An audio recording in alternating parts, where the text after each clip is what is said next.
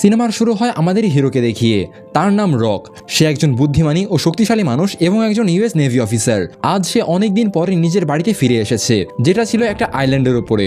আসলে রকের পোস্টিং ছিল ইউএসএতে, কিন্তু সে আসলে সেখানকার মানুষ ছিল না। তার মাতৃভূমি ছিল সমুদ্রের মাঝে থাকা এক ছোট্ট সুন্দর আইল্যান্ডে। অনেকগুলো মিশন সফলভাবে সম্পূর্ণ করার পরে আজ রক রিটায়ার্ড হয়ে গিয়েছিল এবং সেই কারণে সে চিরকালের জন্য নিজের আইল্যান্ডে ফিরে এসেছে। কিছুক্ষণ পরে রক নিজের আইল্যান্ডে পৌঁছে যায়।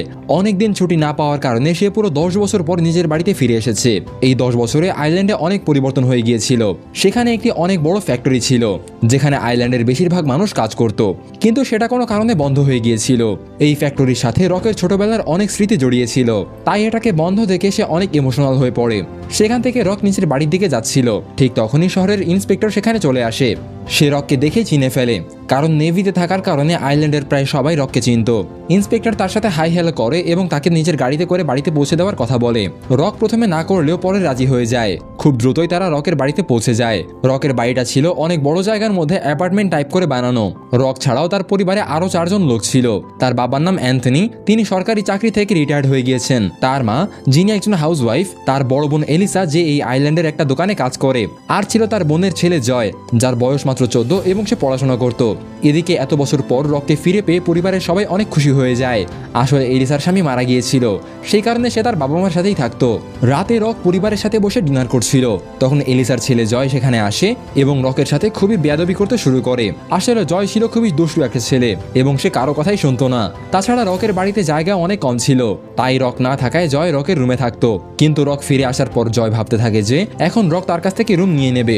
এই কারণে সে রকের সাথে খুব খারাপ ব্যবহার করছিল। রাতে ঘুমানোর সময় রক জয়কে মাটিতে ঘুমাতে বলে, কিন্তু জয় আবারও বেয়াদবি করতে থাকে। এটা দেখে রক নিজে মাটিতে ঘুমিয়ে পড়ে। পরের দিন সকালে আমরা দেখি রক নিজের বাড়িতে কিছু কাজ করছিল। ঠিক তখনই তার ছোটবেলার বন্ধু রে একটা ট্রাক নিয়ে সেখানে চলে আসে। অনেকদিন পরে একে অপরের সাথে দেখা হয়, তারা দুজনেই খুব খুশি হয়ে যায় এবং একসাথে বসে পুরনো স্মৃতি নিয়ে কথা বলতে থাকে। এই সময় রকের বন্ধু রে তাকে বলে যে রক আইল্যান্ড ছেড়ে যাওয়ার পরে সে বাজেভাবে ড্রাগসের নেশায় জড়িয়ে পড়েছিল, কিন্তু অনেক কষ্ট করে প্রায় 2 বছর নিজের সাথে যুদ্ধ করার পরে সে সেই নেশা থেকে বের হয়ে আসে। এখন সে ট্রাক চালানোর কাজ করে একটি সাধারণ ও শান্ত জীবন কাটাচ্ছে। রের সাথে কিছুক্ষণ কথা বলার পরে রক তার বাকি পুরনো বন্ধুদের সাথে মাঠে খেলতে যায়। তখন সেখানে রকের আরেক পুরনো বন্ধু স্যাম চলে আসে। স্যাম খুব ধনী পরিবারের সন্তান এবং সেই কারণে সে ছিল খুবই অহংকারী। বাকি ছেলেদের সাথে তার তেমন একটা ভালো সম্পর্ক ছিল না, তবে রকের সাথে তার ভালোই বন্ধুত্ব ছিল। স্যাম ছিল একটা ক্যাসিনোর মালিক এবং তার ক্যাসিনো এই আইল্যান্ডেই ছিল। কিছুক্ষণ পরে স্যাম তার আরো কিছু লোকদেরকে ডাকে, যারা আসলে ক্যাসিনোর কর্মচারী ছিল। এরপরে স্যাম রক এবং তার বন্ধুদের সাথে একটা গেম খেলার অফার করে। তখন রকও হ্যাঁ বলে দেয় এবং খেলা শুরু হয়ে যায়। কিন্তু এই খেলা আসলে খেলার মতো ছিল না। স্যাম এবং তার লোকেরা স্পষ্টভাবে চিটিং করছিল। তারা রক এবং তার বন্ধুদের ধাক্কা মেরে ফেলে দিচ্ছিল। অনেকবার রকের বন্ধুর সাথে তাদের ঝগড়াও হয়, কিন্তু রক প্রতিবার পরিস্থিতি সামলে নেয় এবং তার বন্ধুদের বোঝায় এটাকে শুধু খেলা হিসেবেই দেখতে। কিন্তু কিছুক্ষণ পরে স্যাম এবং তার লোকেরা চিটিং করে খেলাটি জিতে যায়। এদিকে মাঠ থেকে বের হওয়ার সময় স্যাম রক এবং তার বন্ধুদের নিজের ক্যাসিনোতে ইনভাইট করে। একটু ভেবে রকও রাজি হয়ে যায়। অন্যদিকে মাঠের পাশেই এলিসার ছেলে জয় তার বন্ধুদের সাথে ছিল। তার বন্ধুরা ড্রাগস আর গাঁজার নেশা করত, কিন্তু এবার তারা সরাসরি জয়কেও এগুলো ট্রাই করার জন্য উস্কানি দেয়। একটু দূরে দাঁড়িয়ে থাকা রক এসব দেখে ফেলে।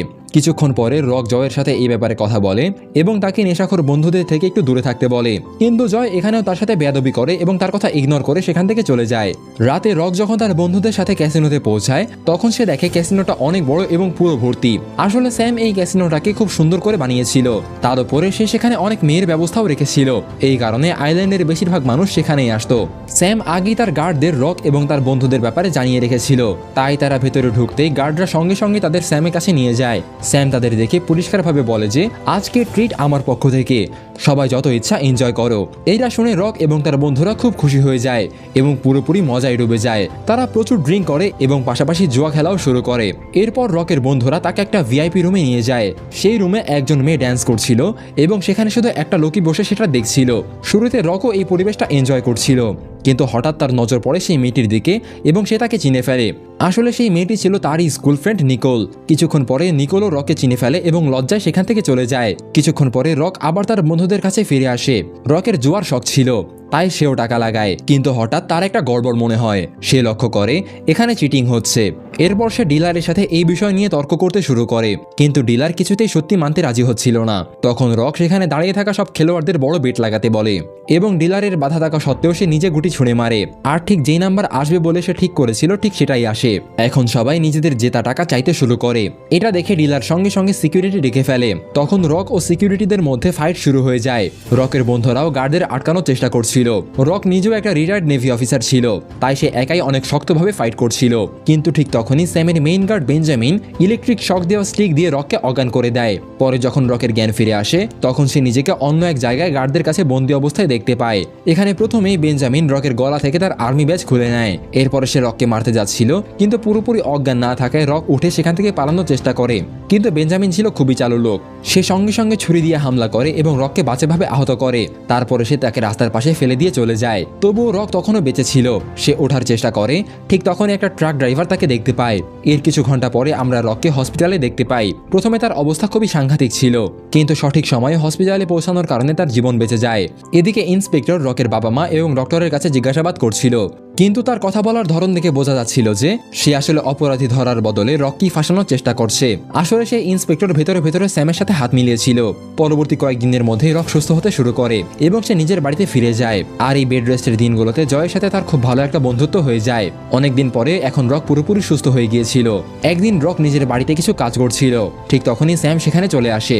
সে তার লোকদের ভুলের জন্য রকের কাছে ক্ষমা চায় এবং তাকে নিজের ক্যাসিনোর সিকিউরিটি হেড হওয়ার অফার দেয়। কিন্তু রক কোনো চিন্তা না করে সরাসরি তার মুখের উপরে না বলে দেয়।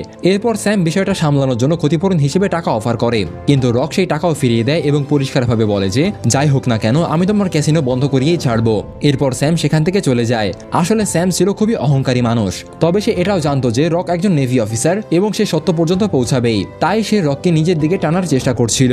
কিছুক্ষণ পরে রক সরাসরি পুলিশ স্টেশনে যায় যাতে সে ক্যাসিনোর বিরুদ্ধে মামলা করতে পারে, কিন্তু সেখানে ইন্সপেক্টর মামলা নিতে সরাসরি অস্বীকার করে। উল্টো সে রককে তার পরিবারের সুরক্ষার কথা বলে এসব থেকে দূরে থাকার পরামর্শ দেয়। আসলে এই আইল্যান্ডে পুলিশ অফিসারদের ইলেকশন হতো। যে এই ইলেকশন জিতত সে এখানকার পুলিশের হেড হয়ে যেত। বর্তমানে যে ইন্সপেক্টর ছিল সেও আসলে সেই অফিসার ছিল। এই কারণে তার বিরুদ্ধে কেউ প্রকাশে কিছু বলতে পারতো না। এদিকে রক তাকে পরিষ্কারভাবে ওয়ার্নিং দেয় যে সে যে কোনোভাবে ক্যাসিনো বন্ধ করিয়ে ছাড়বে। এরপর সে সেখান থেকে বেরিয়ে আসে। কিছু সময় পরে রকের বাড়িতে অ্যানি নামের একটা মেয়ে আসে, যে ছিল তার পুরনো বন্ধু। রক এবং অ্যানি দুজনেই মনে মনে একে অপরকে পছন্দ করত। পরের সিনে রকের বাড়িতে হসপিটাল থেকে কল আসে। আসলে জয় তার বন্ধুদের সাথে ড্রাগস নিয়েছিল, যার কারণে তার অবস্থা খুবই খারাপ হয়ে গিয়েছিল। জয়ের এই অবস্থা দেখে রক ভেতর থেকে ভেঙে পড়ে এবং সঙ্গে সঙ্গে জয়ের বন্ধুকে ধরে ড্রাগসের ব্যাপারে জিজ্ঞাসা করে। ভয়ে সেই ছেলেটা সত্য বলে দেয় এবং সরাসরি স্যামের ক্যাসিনোর নাম বলে দেয়। আসলে বিষয়টা এমন ছিল যে স্যাম তার ক্যাসিনোর আড়ালে অবৈধ ব্যবসা চালাচ্ছিল। মুভির শুরুতে যে বড় মিল বন্ধ হয়ে গিয়েছিল সেটাও স্যামই বন্ধ করিয়েছিল, যাতে মানুষ তার ক্যাসিনোর দিকে আকৃষ্ট হয়ে আসে। এখন এসব জানার পর সরাসরি রক অস্ত্র তুলে নেয় এবং স্যামের ক্যাসিনোতে ঢুকে ভাঙচুর করতে শুরু করে।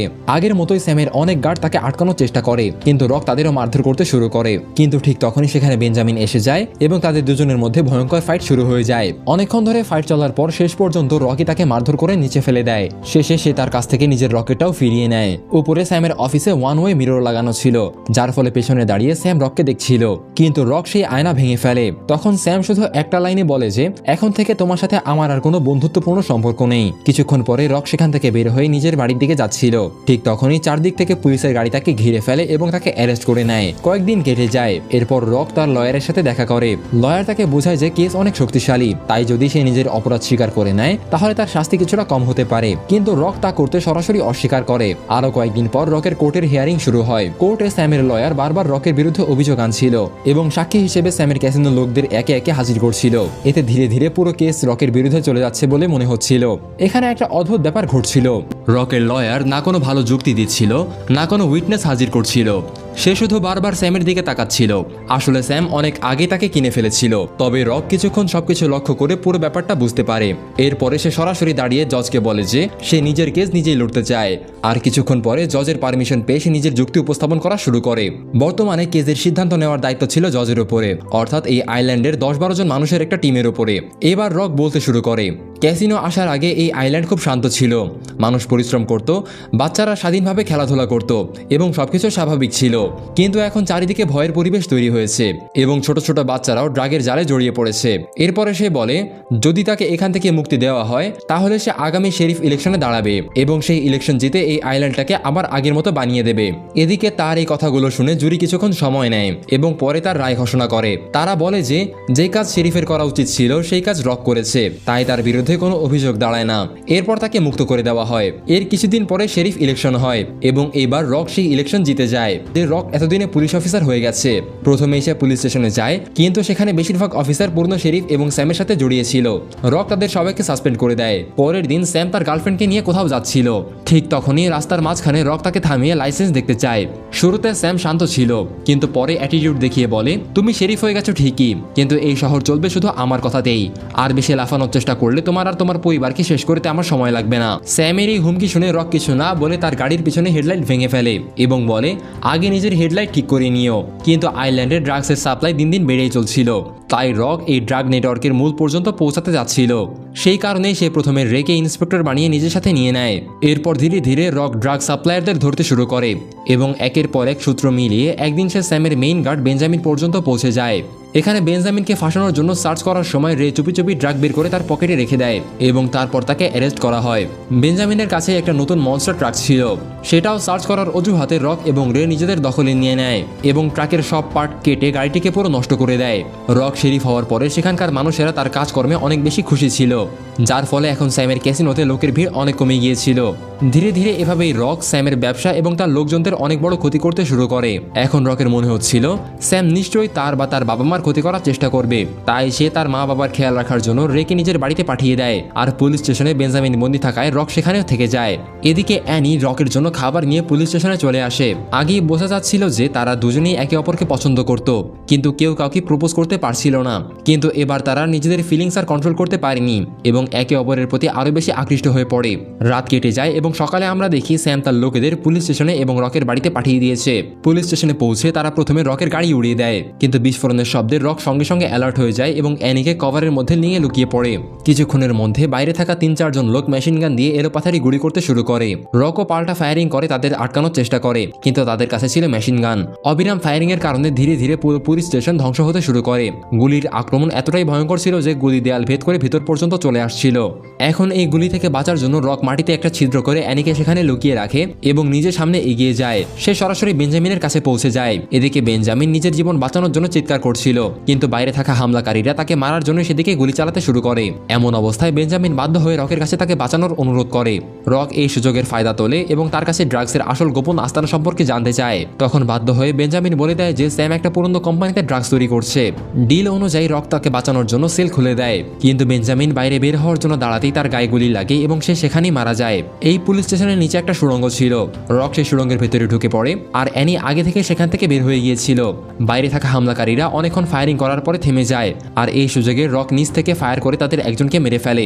বাকি লোকেরা গুলির শব্দের দিকে লক্ষ্য করে পাল্টা গুলি চালাতে থাকে, কিন্তু রক একে একে তাদের সবাইকে মেরে ফেলে। ঠিক তখনই একজন হামলাকারী সুড়ঙ্গের ভেতরে ঢুকে পড়ে এবং টানা রকের দিকে ফায়ার করতে থাকে। তখন ওই লোকটার মনোযোগ সরানোর জন্য রকের ইশারায় অ্যানি বাইরে থেকে ফায়ারিং শুরু করে। যেই হামলাকারীর মনোযোগ অ্যানির দিকে যায়, রক সুযোগ বসে তাকেও মেরে ফেলে আর এভাবেই সে নিজের এবং অ্যানির জীবন বাঁচিয়ে নেয়। অন্যদিকে রকের বাড়িতেও 3 জন লোক হামলা করেছিল। জয় যখন কিচেনে ছিল তখন একজন লোক তাকে ধরে ফেলে আর কিছুক্ষণ পরে কিছু না জেনে রে কিচেনে ঢুকতেই সেই লোকটা তার পায়ে গুলি করে দেয়। তবে রে সময় মতো নিজেকে সামলে নেয়। তার পাশে থাকা ছুরি তুলে সেই লোকটার উপরে হামলা করে তাকে মেরে ফেলে।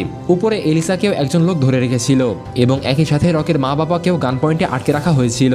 কিন্তু নিচ থেকে যখন আর কোনো শব্দ আসছিল না, তখন উপরে থাকা 2 হামলাকারী চিন্তিত হয়ে পড়ে। তাই তাদের একজন নিচে চেক করতে আসে। নিচে পৌঁছেই সে নিজের সাথীর মরদেহ দেখতে পায় এবং সঙ্গে সঙ্গে সতর্ক হয়ে চারপাশ দেখতে শুরু করে। ঠিক তখনই হঠাৎ রে সামনে এসে তাকে গুলি করে দেয়। গুলির শব্দ শুনে উপরে থাকা আরেকজন হামলাকারী ভয় পেয়ে যায়। সেই সুযোগে এলিসা তাকে জোরে ধাক্কা দেয় এবং লোকটা উপর থেকে নিচে পড়ে যায়। এরপর রে তাকে শুট করার চেষ্টা করে, কিন্তু এবার তার নিশানা মিস হয়ে যায়।